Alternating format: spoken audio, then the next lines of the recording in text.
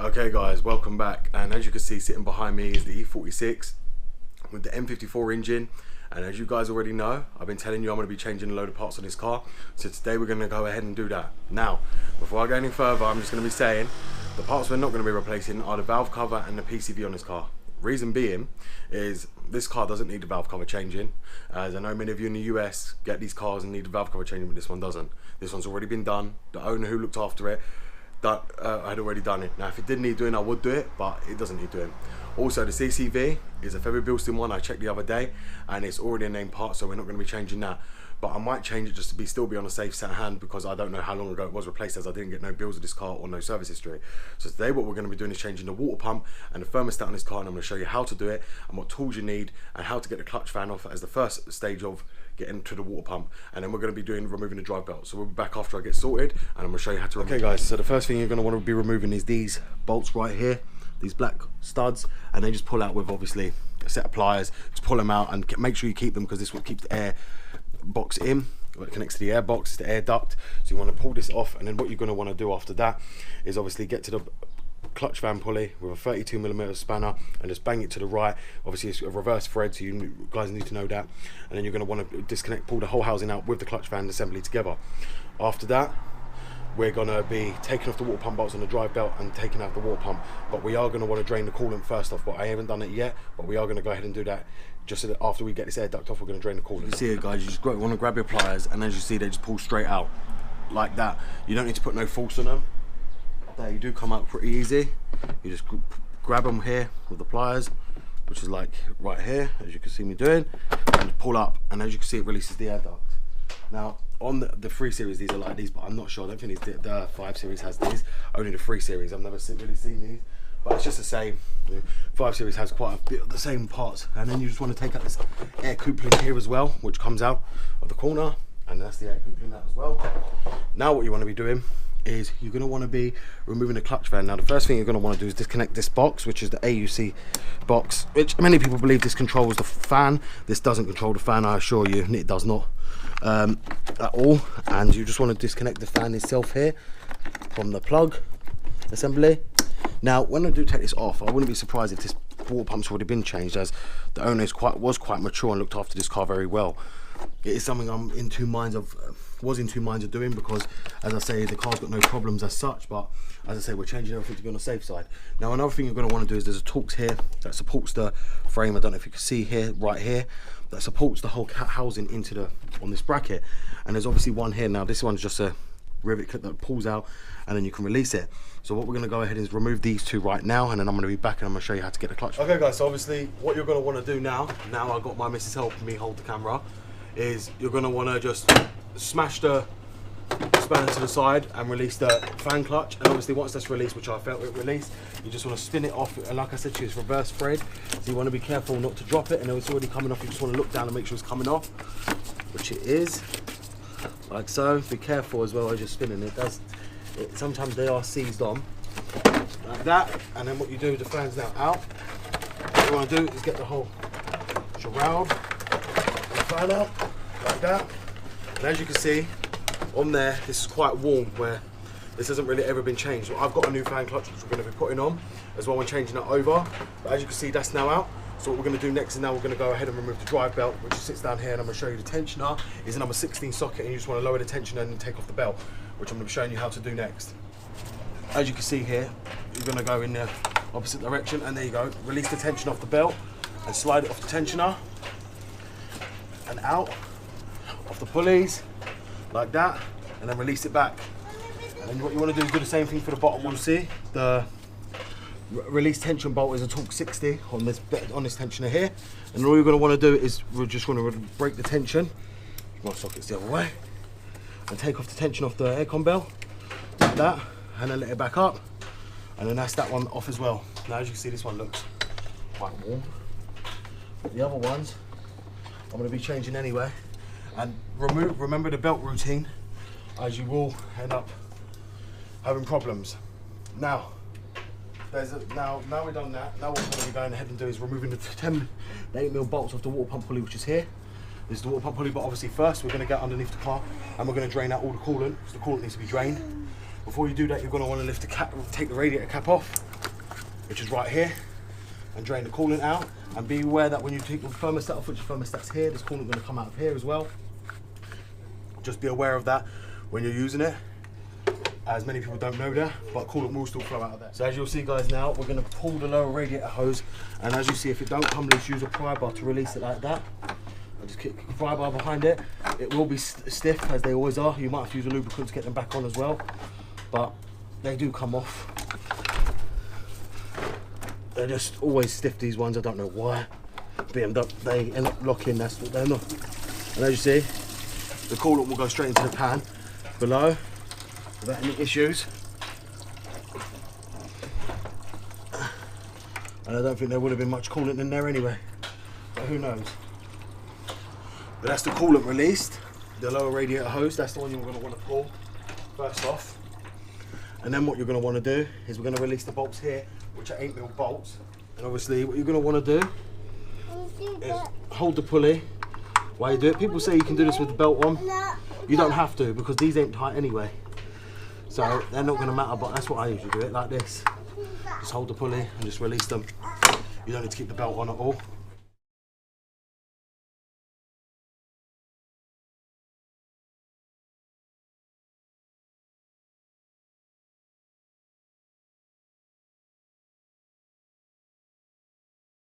And then the pulley sometimes will be a bit stiff to come off because it usually seizes on, as you can see there. But again, you just get a pry bar, and you get a pry bar and reuse a pry bar. That's all you need to do, which you'll be getting now.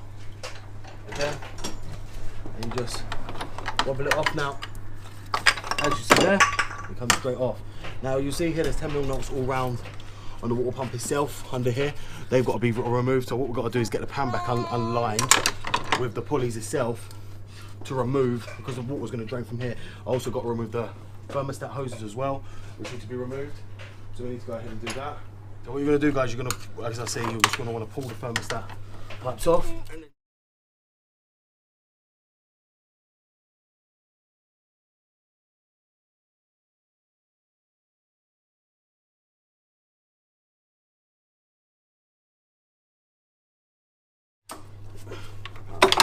As you can see there, that's the whole hose out, the lower radiator hose and the thermostat hose, which we'll take off and we'll leave off. Be careful when you take these off that these clips stay intact. You don't want to lose them. You lose them, you'll be in big trouble. So now what you're going to go ahead and do is lift up the thermostat wire. As you can see, there's a lot of crap over the thermostat itself. So what you're going to want to do is a 30mm bolt there, 10mm bolt there, and I believe there's another. So this thermostat's never been changed, and there's a 10mm bolt there. So we need to release all them bolts off the thermostat to get them out.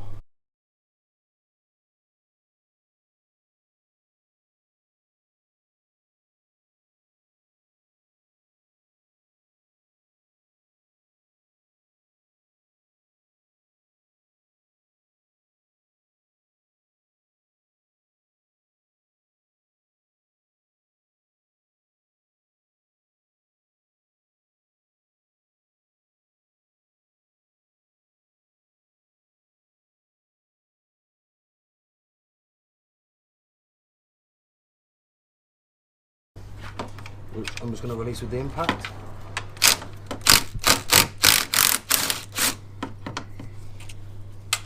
And you'll see there it comes out very easy. And what you want to do is wobble it off. Thermostat, and as you see all the water dropping down like that. And as you see what was just on there, all the sand, and wow, the gasket's even perished on the water pump. Now this is trying to see if it's ever been changed. It's a BMW part, as you'll see there. So it's never been changed before, the thermostat. So it's a good thing I got to it now to change it. So now that's been changed, we're going to take that out and leave that. And now what we're going to do is we're now going to release the water pump, which is the 8mm bolts. Now I'm using my ratchets all the time, as sometimes the impact gun won't get in here. So you just have to emphasise. The bolt on these ain't too tight, so just remember that, and don't confuse the bolts up like a lot of people will, and get confused between. You cannot get confused between the water pump or the thermostat housing bolts. It's just not possible, as the thermostat housing bolts are long. These are studs. As you'll see there, they're like this. They come off just like that, little nuts.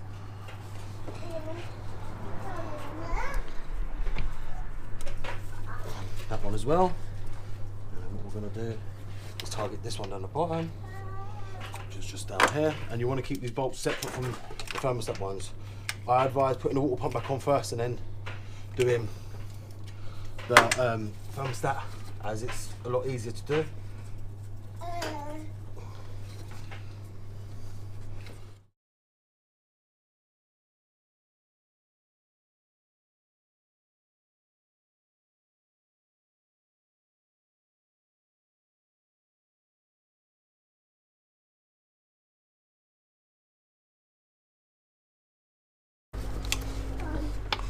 As you see, and there you go. There's the help, and as you see, that's an original BMW part again, Germany, and it's a BMW part. Yep, BMW, as it says right there. I am so surprised this car hasn't overheated in all this time. It just shows how well it's been looked after, that it's still sitting on a plastic impeller water pump. As you know, the new ones are now metal, because they break off inside there, which they haven't. So it's just showing how well this has been looked after. So we'll be back once I get the new parts fitted and installed after the coolant's fully drained. Okay guys, so now what we're going to do is we're going to be replacing the new thermostat. As you can see here, I've got the new thermostat already here. So what we're going to do is bolt this new one back on, like so. Now, the way it goes is like this. And as you've seen, I didn't have to really replace anything else. And like I say, all you do is just bolt it back in and then slide it up like there and line it up with the correct bolts. Now, it will go in. Just remember the way it goes, so you want to get the 30mm bolt up here. They are rusty, so they will take a bit of time to get in as well. That's the problem. And just lock them all in everywhere you want them to go before you tighten it all up. And that one as well in the same position. And then the next two will be here, here, and the next one will be in the other corner, which is right here. And now, as I told you before, when you tighten these up, I advise not tighten them up too tight. Otherwise, if you tighten them up too tight, all that will happen is you end up snapping the thermostat itself, and you don't want to do that. So tighten them up by hand, and then just give them one tight turn.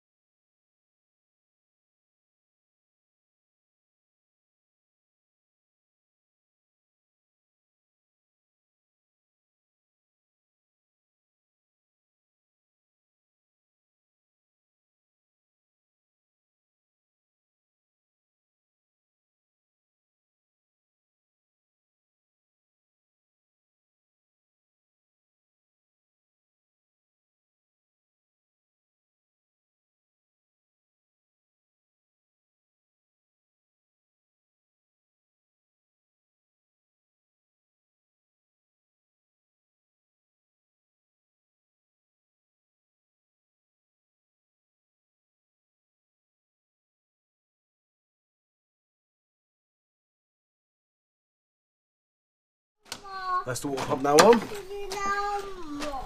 And now what you want to do is tighten up all the bolts, which is the 4 bolts you took off in the start.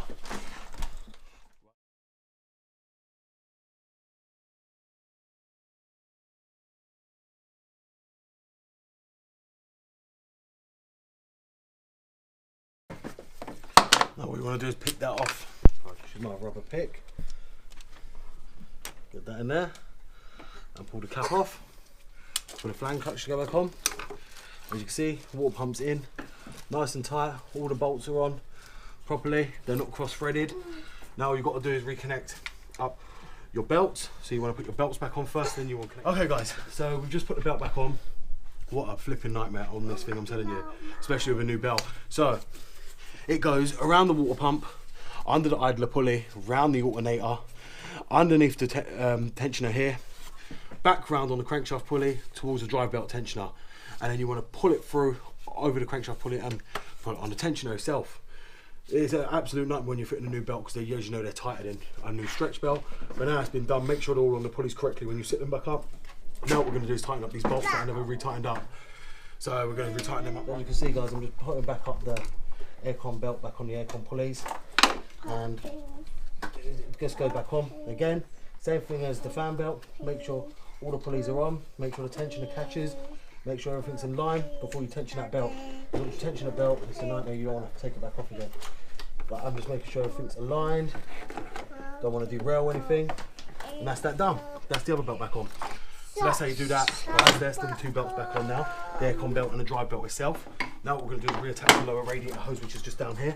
We're going to want to lube up the pins before we put them back on. As you can see, these get very scored and pitted. Now this connector right here is usually the one that fails and causes people to overheat. It tells you the coolant temp sensor, which tells the core how hot it is in the radiator, and that's the one that usually fails and then people end up overheating.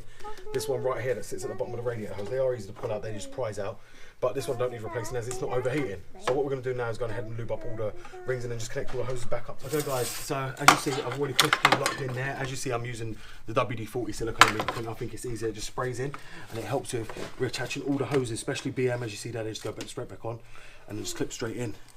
You want to make sure all of the hoses are clipped in. You don't want to restart the car straight away. You want to make sure all the hoses are clipped in and all the sensors are plugged up. Everything is plugged up before refitting, and then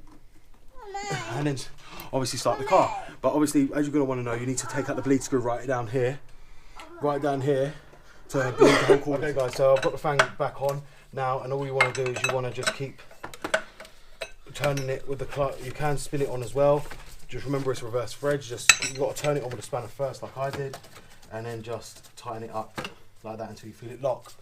Then what you want to do is hold the fan and just tighten it down.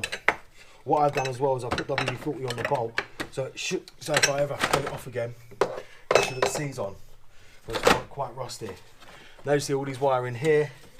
You just tuck them under here. They don't need to be in the way. Like I say, someone's broke the clips on them before. So you just tuck them under here.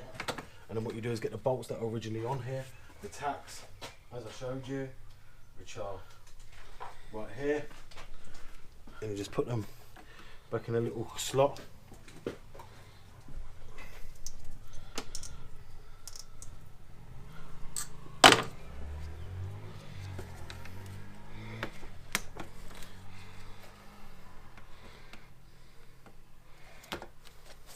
Right there, and then the same for this one right here as well. You want to make sure you lock it in the same way it come out. Okay guys, so I'm having to do a voiceover now due to my mic's playing up on my Hero 5. I wasn't expecting it, so in this video here I'm just showing you how you bleed the cooling system. So obviously what you want to do here is you want to put your fans on low speed, on the hottest, and then you want to just dial it up. And then obviously after this clip we're going to go back to the car, as you'll see in a second. And then you want to start pulling the coolant system in while the obviously the heat control valve is activated and it's pulling the coolant through. You want to remove the bleed screw at the same time as you're pouring the coolant in, and obviously just keep filling it up until you see coolant come out the top hole. Once it does come out the top hole, then that's when you want to put the lid back on the coolant cap itself, and then it should be fully bled. I mean, I did start the car up after and there was no overheating issues. The coolant system's fully bled out. There wasn't much coolant in it when I drained it anyway. I don't know what the person had been running it on. I think it was water. But from what I can see here, it was actually empty, because it shouldn't have took that much coolant anyway in the first process. It means it was completely drained. I mean, the stick, when I first undone it, it was empty anyway. So as you can see, the coolant bleeding system is quite straightforward. Screw out, and all you do is just fill it up until you see coolant come out the top hole, and that's it. That's the system bled. That will be all the air out the system. So as you'll see here, I'm now just finishing up putting up the coolant, and now what I'm going to do is put the bleed screw back on the car. Because as you can see, I didn't have it on. I was waiting for the air to come out. The air did come out in the end. You'll see all the coolant come out through the top there. Then you just want to reapply the cap, and that's about it.